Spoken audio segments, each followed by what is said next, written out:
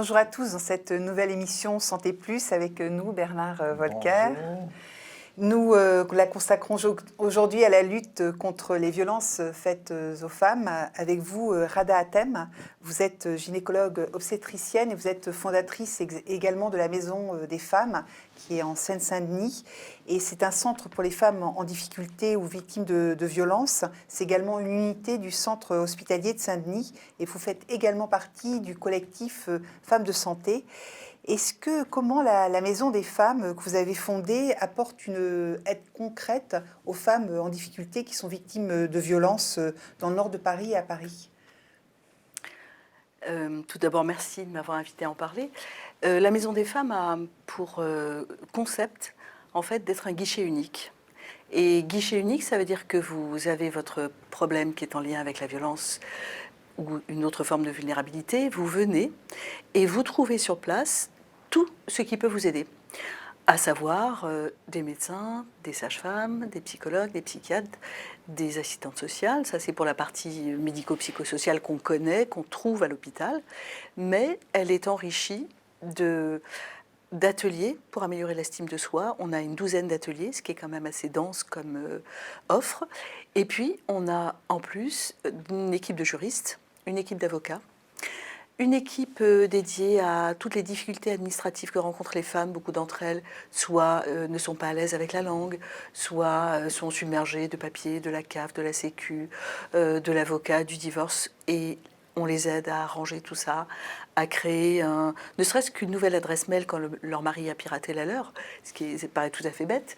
Et puis, on a aussi maintenant une petite unité retour à l'emploi.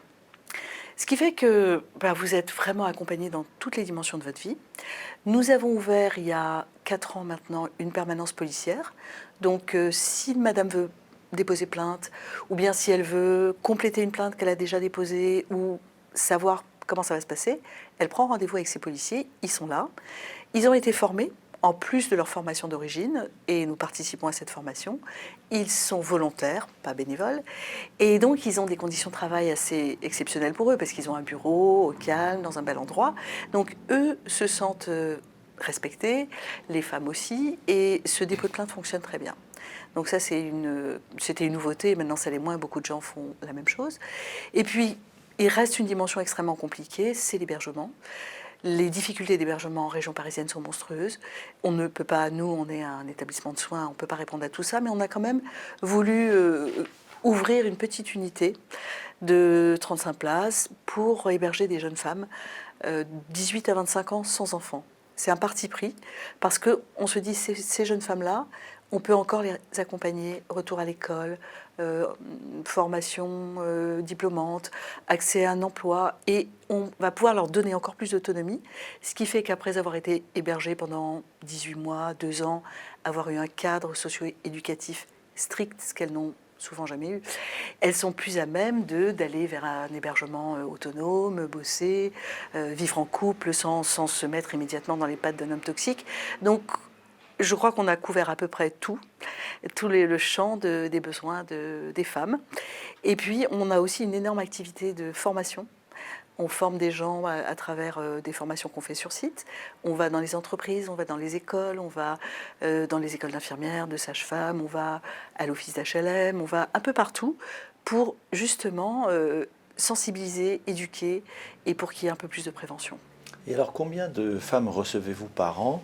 Et est-ce que vous travaillez également en liaison avec les hôpitaux? Comment viennent-elles à vous exactement? Alors, nous avons une file active d'environ 5000 femmes qui viennent pour une de nos 3 activités principales, qui sont le planning familial. Donc ça, c'est une activité, contraception d'urgence, avortement, etc. Les mutilations sexuelles. Et là, ça nous donne un contact très, très fréquent avec beaucoup de populations migrantes. On va les accompagner, s'occuper de leur sexualité, de leur psychologie, les opérer si besoin. Et puis, les violences intrafamiliales, conjugales, sexuelles, éducatives, tout ce qu'on peut imaginer. Nous sommes dans l'hôpital, ce qui fait que nous avons accès à la radiologie, à la biologie, aux autres services. Une fracture, un problème ORL, nos copains sont là.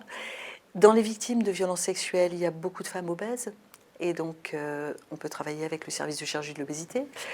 Il y a beaucoup d'addictions. Quand vous voulez oublier ce que vous vivez, vous buvez, vous vous shootez. Et donc, on travaille avec le service d'addicto. Donc, c'est vraiment une collaboration extrêmement intéressante. Et on accueille environ entre 50 et 80 femmes par jour. Elles viennent, soit elles ont vu un reportage sur Télésud, ou bien dans un journal, un podcast, leur médecin, leur sage-femme, l'assistante sociale du secteur, le SAMU parfois va à domicile, accompagne des couples où il y a eu de la violence et conseille à la femme de venir nous voir. Elle peut être allée aux urgences pour un œil au beurre noir, et là on leur dit allez à côté, on va s'occuper du reste. Elles viennent un peu de toutes sortes d'adressages. Y a-t-il d'autres, est-ce que vous avez fait des émules? Y a-t-il d'autres maisons des femmes en France et même en Afrique? Parce que Télésud est une télévision qui est regardée par les téléspectateurs africains. Alors oui, heureusement, on a fait des bébés, ce qui est normal quand on est sage-femme et médecin accoucheur. La première petite sœur est belge. Alors la Belgique et l'Afrique ont beaucoup de liens. Ensuite, il y a eu Bordeaux, Brive-la-Gaillarde, Reims, Marseille, et ça continue. Il y aura bientôt Rennes, Lille, Lyon, etc.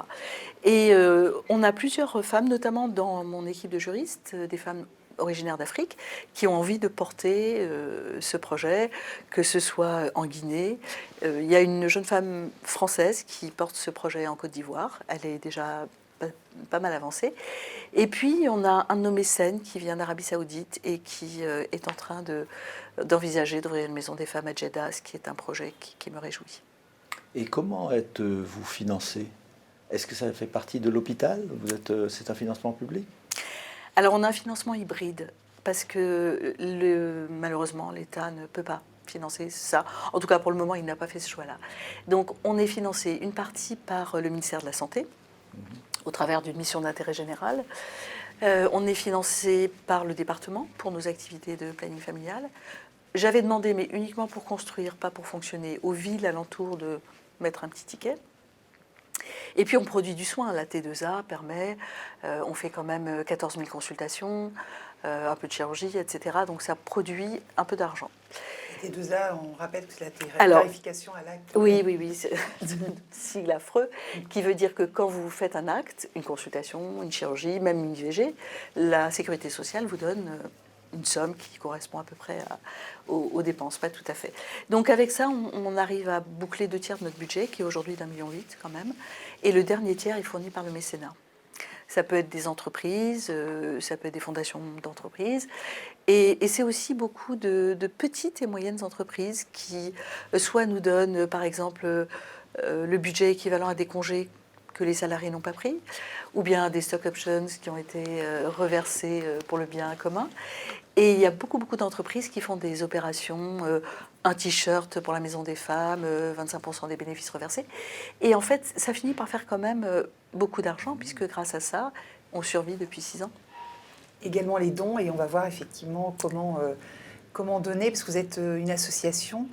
Oui, on est une association d'intérêt général et bientôt reconnue d'utilité publique, ce qui fait qu'on peut bénéficier de l'abattement fiscal de 60%. Et effectivement, 75 60 et 66 quand on est d'utilité publique. Voilà. Et effectivement, les gens donnent aussi. On a des donateurs réguliers. Sur LOASO, on peut donner en permanence. On a quelques donateurs extraordinaires qui, par exemple, virent 1 000 € par mois parce que c'est leur petit bout de paradis qu'ils s'achètent. Comment avez-vous eu cette idée et quelle était votre carrière avant cela? Alors, comme je vous le disais, je suis gynécologue accoucheur et j'ai eu la chance d'exercer dans plein d'hôpitaux différents. Des hôpitaux en France? Oui. Toujours. Mais je suis originaire du Liban. Donc j'ai une culture de l'étranger, de la migration, qui me sensibilise à beaucoup de questions que traversent nos patientes. Et donc j'ai travaillé à l'assistance publique, j'ai travaillé aussi à la maternité des Bleuets, qui est une maternité assez centrée sur le patient, avec toute une culture de bienveillance. J'ai travaillé dans un hôpital militaire. Et ça m'a permis de voir, je crois, 365 degrés de la population française. Et en fait, ce sont mes patientes qui m'ont éduquée. Ce sont mes patientes qui ont fini par me faire comprendre que, au-delà des problèmes de santé qu'on connaît des femmes, que ce soit la stérilité, la grossesse, les cancers, la contraception, tout ce que vous voulez, une partie de leurs symptômes semble incompréhensible si on ne connaît pas ce qu'elles vivent à la maison.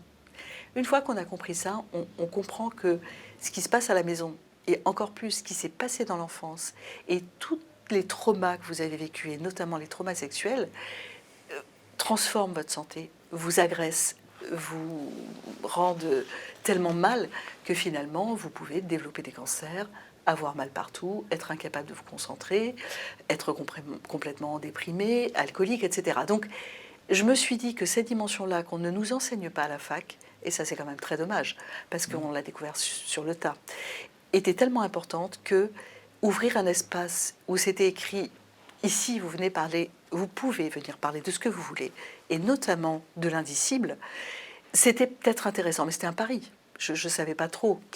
Et en fait, très très rapidement, on a été submergé à tel point que 2 ans après, on a dû doubler de surface et relever des fonds pour construire une extension. On va voir, donc vous êtes 80 dans cette maison des femmes et il y a une prise en charge psychologique. Je vous propose de regarder un petit reportage d'une de vos collaboratrices.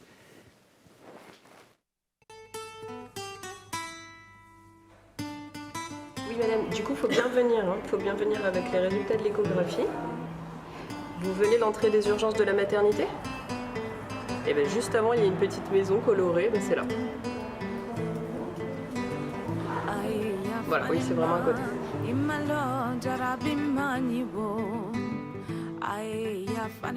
La Maison des Femmes est un lieu à part, un lieu d'écoute et de soutien où l'on répare physiquement et psychiquement les femmes, un lieu où l'on trouve de la tendresse, de la solidarité, de l'humanité et de l'espoir. Que ce soit pour une demande de contraception, une IVG, des soins autour d'une excision, d'un viol ou de violences physiques ou psychologiques, nos équipes s'efforcent d'offrir aux femmes les soins les plus adaptés. Nos sages-femmes, médecins, ostéopathes, psychologues, travailleurs sociaux leur permettent de retrouver leur intégrité, leur liberté, leur dignité. Cette maison est une réponse concrète dans la lutte contre les violences et les discriminations. Et aujourd'hui, elle a besoin de vous pour poursuivre ses missions.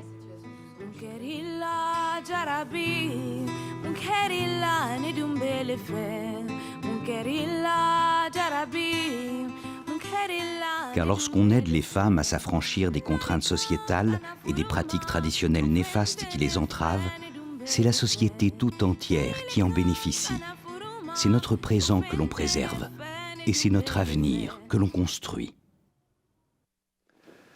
Y a-t-il beaucoup de patientes africaines et est-ce que les pathologies, enfin les personnes, est-ce que ça évolue dans le temps ou est-ce que c'est finalement toujours les mêmes symptômes, les mêmes causes, les mêmes effets que vous rencontrez au fil des années? Chez toutes les patientes ou chez les femmes africaines? Non, en général. C'était 2 questions. Oui, alors on a évidemment, du fait de notre spécificité violence et mutilation sexuelle, on a beaucoup de patientes africaines. Le problème des Africaines, c'est que encore plus que d'autres, notamment l'Afrique subsaharienne, elles vivent ce qu'on appelle le continuum des violences. C'est-à-dire que si vous prenez le destin d'une petite Sénégalaise, la plupart du temps c'est excision. Ensuite, violence sexuelle dans l'entourage familial élargi. Ça, c'est d'une banalité, mais confondante. J'ai à peu près aucune de mes patientes n'a pas été agressée sexuellement ou violée par un père, un frère, un cousin, quelqu'un qui passait par là. Ensuite, mariage forcé. Qui dit mariage forcé dit viol conjugaux, puisqu'elles n'ont pas envie, elles ne l'aiment pas, ce vieux barbon. Dit je vais me faire taper, violence conjugale. Au bout d'un moment, je vais m'en aller. Entre-temps, j'ai fait une fausse couche, on m'a ouvert un bras à la machette, etc. Égale violence migratoire. Libye, prison, viol par les gardiens. Ensuite, menace par le passeur. Un enfant qu'on a eu la chance d'emmener avec soi qui tombe à l'eau. On arrive en Espagne, en Italie, reviol dans les centres de rétention. Leur parcours est inimaginable. C'est vraiment le maximum. Évidemment, elles sont dans un état de traumatisme extrêmement important. Et puis, il y a tout ce que la vulnérabilité et la précarité rajoutent. Quand vous êtes très très pauvre, vous mangez très très mal. Vous êtes rapidement obèse, vous développez du diabète, de l'hypertension. Donc, c'est vraiment un cercle maléfique. Et non, ça ne s'arrange pas. Pour le moment, on n'a pas encore été suffisamment efficace à l'origine des problèmes pour voir ces choses-là diminuer. mais on l'espère. Est-ce que justement cette prise en charge psychologique et globale permet à ces femmes de vivre une meilleure vie après? Parce que c'est ça aussi, le but c'est de les réparer partiellement. Ouais. C'est toute la question, c'est quel est l'impact de ce que nous faisons? C'est une question qui est très importante pour nous. Aujourd'hui, on a développé quelques travaux scientifiques qui sont en cours pour montrer qu'il y a un avant et un après. Et on essaye aussi de faire en sorte que, grâce à cette prise en charge, non seulement elles vont psychologiquement mieux, donc elles recommencent à dormir, à pouvoir se concentrer, à envisager de pouvoir travailler. Grâce aussi à nos avocats, parfois elles obtiennent l'asile ou des papiers, parce que tant qu'on n'a pas ni l'un ni l'autre, on ne peut pas bosser. Donc soit on est hébergé dans un centre d'accueil des étrangers, soit on dort chez quelqu'un en échange de services souvent de nature sexuelle, donc on reproduit encore la violence. Et donc les sortir de ça et les amener vers l'autonomie, une meilleure santé, c'est notre objectif et on y arrive, pas toujours, mais on y arrive quand même. Et c'est une très grande satisfaction. Et vous en avez beaucoup qui arrivent parmi les femmes que vous accueillez chaque jour. Combien sont dans un état absolument épouvantable comme celui que vous décrivez? Vous avez aussi quand même des femmes qui ont été victimes de violences, mais peut-être moins fortes, enfin j'espère, ou c'est votre lot quotidien. Ouais. Enfin, les migrantes, c'est très souvent ça, parce que pour arriver à quitter son pays en laissant ses enfants, c'est une question de vie ou de mort, donc on a vécu des choses extrêmement terribles. Après, oui, il y a toutes sortes de violences, et puis il y a toutes sortes d'êtres humains. Notre capacité de résilience n'est pas la même. Certaines patientes ont vécu des choses extrêmement graves et ont réussi parce qu'elles ont trouvé quelqu'un qui, à un moment donné, a su tendre la main, que ça ne détruise pas leur vie. Alors ça les affecte évidemment beaucoup, mais elles ont réussi à avancer, à faire des études, à trouver un mari, à fonder une famille, malgré tout. Et puis pour d'autres, eh bien, ça les poursuit toute leur vie. Elles sont en boucle et c'est très très difficile de les aider à en sortir. Ce sont des femmes qui viennent de toute l'Afrique et l'accueil est fait par des personnes qui peuvent s'exprimer dans leur langue. Comment est organisée votre équipe? Alors, beaucoup d'Africaines sont francophones, enfin les femmes d'Afrique francophone viennent. Les anglophones, on parle à peu près tous anglais. On a des personnes qui parlent espagnol. Bon, quand c'est portugais, on bricole. Et puis surtout, le fait d'être à l'hôpital nous donne accès à un service d'interprétariat en présentiel, téléphonique, qui est payant, qui coûte cher. Mais voilà, l'hôpital doit rendre ce service parce qu'on ne peut pas soigner les gens si on ne parle pas leur langue ou si on ne peut pas échanger avec eux. On parlait tout à l'heure de l'excision. Vous êtes une des chirurgiennes qui répare ces femmes qui viennent à la Maison des Femmes. Est-ce que vous trouvez qu'il y a eu un progrès depuis quelques années et comment on peut lutter contre l'excision et éviter que ça se reproduise de génération en génération? C'est une question d'éducation en fait et de pédagogie. C'est une tradition qui a plus de 5000 ans. Donc on comprend bien qu'on ne va pas y arriver même en 50 ans. Les gens sont persuadés depuis des générations et des générations qu'une vraie femme, c'est une femme coupée, une femme propre, une femme qui, du coup, n'a pas de désir, une femme qui va être fidèle. C'est un peu tout ça qu'il y a autour de l'excision. C'est pas une pratique religieuse, c'est ni dans le Coran, ni dans la Bible, c'est vraiment une coutume. Et les coutumes sont très tenaces. Donc, il y a des lois, il y a au moins 30 pays d'Afrique où l'excision est interdite. Mais comme les lois ne sont pas appliquées, eh bien, ça continue. Donc ce qu'il faudrait, c'est que les lois soient appliquées en Afrique, qu'il y ait vraiment des condamnations, parce que les gens, s'ils n'ont vraiment pas peur du gendarme, ils vont continuer. Et puis, il faut éduquer les hommes, parce que beaucoup d'hommes épousent une femme excisée, parce que c'est ça qui est bien, mais comme leur sexualité ne les épanouit pas, ils vont avoir tendance à aller chercher autre chose avec une femme non excisée. Donc, à un moment donné, il faut arrêter l'hypocrisie. Il faut que les hommes puissent dire, en fait, je ne veux pas épouser une femme excisée. Et si les hommes disent ça, les femmes, les mères, n'exciseront plus leurs filles. Parce que l'objectif final, c'est qu'elles soient mariables, hein, on est bien d'accord. Donc, que les hommes se lèvent et disent, stop, on veut des femmes qui ont du désir, qui ont du plaisir, qui sont des partenaires, pas des morceaux de bois. Je pense que ça fera vraiment avancer les choses. Et est-ce que les poursuites en France ont de l'effet, enfin je veux dire, est-ce que ça a de l'effet dans ces milieux? Est-ce que ça diminue en France ou est-ce qu'il y a encore beaucoup de cas d'excision? On estime qu'il y a à peu près 120 000 femmes excisées qui vivent en France. Mais la plupart de ces excisions n'ont pas eu lieu sur le sol français. Depuis 35 ans... Mais les poursuites sont possibles quand même? Oui, alors si une petite fille vit en France, même si elle n'a pas la nationalité, qu'elle part au pays, parce que c'est là que ça se passe en général, voir sa grand-mère, et que sa grand-mère lui dit « Oh là là, t'es pas propre, toi !» Et l'excise, même si les parents ne sont pas d'accord, au retour, normalement, les pédiatres vont examiner cette petite fille, et les parents vont être condamnés. Donc les parents savent ça et essayent d'expliquer à leur famille, au pays, que si tu fais ça, je vais aller en prison, je vais plus pouvoir t'envoyer de l'argent, et l'argent, c'est comme le gendarme, ça marche pas mal. Déjà en France, il y a eu des condamnations, il y a eu des parents qui ont été en prison, il y a des exciseuses qui ont été en prison il y a 35 ans, et ça fait presque supprimer complètement l'excision sur le sol français. Le problème, c'est les ados, c'est les petites jeunes qui partent en vacances chez papy-mamie. Et celles-là, il faut les protéger, donc on fait des campagnes d'alerte. Attention, tu pars en vacances. Si tu entends parler d'une fête, un événement un peu spécial, méfie-toi, parle-en à l'infirmière scolaire, parle-en à la CPE, parle-en à ton médecin, parce qu'on a une arme qui est d'appeler le procureur et que le procureur interdise la sortie du territoire français à cette gamine. Donc elle est protégée. Et ça, enfin, est-ce que ça a réduit effectivement le nombre de personnes, enfin de jeunes filles excisées ou pas? C'est très efficace comme mesure? On ne peut pas comptabiliser, mais moi je vois beaucoup de jeunes femmes de 30 ans, par exemple, qui sont excisées, mais elles me disent « je suis tellement en colère, parce qu'après moi, ma mère a arrêté ».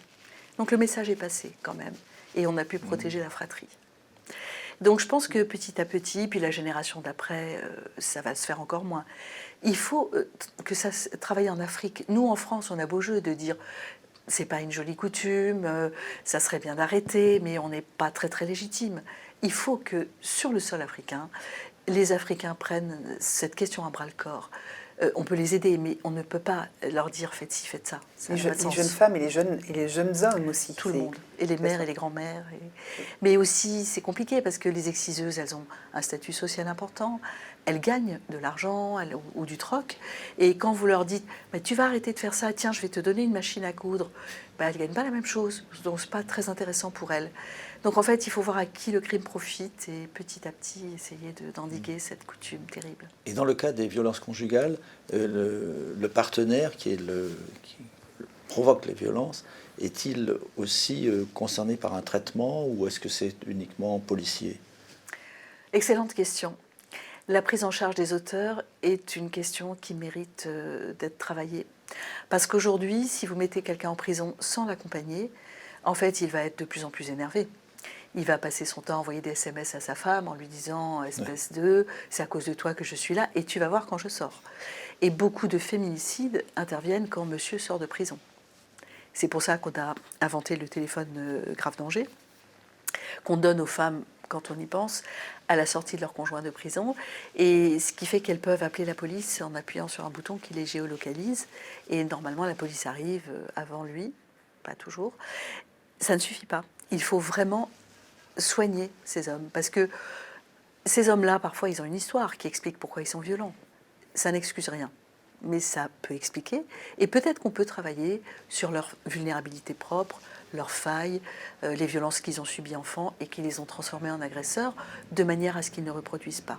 Il y a des expériences dans le Nord, notamment une maison où les hommes violents vont passer quelque temps et où ils comprennent un petit peu l'impact de leurs actes, etc. Mais ce n'est pas du tout assez développé encore. Parce que les féminicides en France, effectivement, ne baissent pas. On a l'impression que malgré toutes les mesures qu'on puisse prendre... Ouais. 2 chiffres en France qui sont d'une stabilité redoutable, le nombre d'IVG, le nombre de féminicides. Bon an, mal an, c'est à peu près pareil, c'est tout à fait déroutant. Les féminicides, ça se comprend mieux parce que ça fait pas très longtemps quand même qu'on est monté au créneau, qu'on a mis en place des actions. Donc je ne pense pas que l'indicateur féminicide puisse s'améliorer en 2 ans. Je pense qu'il nous faut au moins 10 ans pour que toutes les actions qu'on a mises en place produisent des effets. Et je pense que dans ce nouveau quinquennat, il va falloir mettre un coup d'accélérateur sur le sujet. Une dernière question, si vous permettez. Est-ce que vous sentez une augmentation de la violence en général dans les sociétés? Ne parlons pas que des féminicides, en général, vis-à-vis des femmes. Vis-à-vis des humains, oui, je pense... alors peut-être qu'on est plus informés, hein, Peut-être que dans l'Antiquité, les gens étaient très violents, mais ça passait pas à la télé. Je suis quand même assez interpellée par tout ce qu'on peut entendre de bandes, de gamins qui s'entretuent à coups de couteau pour une histoire de cœur, pour un gramme d'héroïne, pour tout et n'importe quoi, d'irrespect. Prenez l'école. Les maîtres sont quand même assez chahutés. Hein. C'est de moins en moins quelqu'un d'intouchable. Même les médecins se font violenter, agresser par des patients pas contents, énervés. Je trouve que le seuil de tolérance, on est dans une société de l'immédiateté, du clic, et ça se ressent dans les relations humaines. Merci beaucoup, Dr Ghada Hatem. Merci beaucoup d'être venu. Et je rappelle que vous dirigez donc la Maison des femmes de Saint-Denis. Merci. Merci à vous. Clotilde. Merci.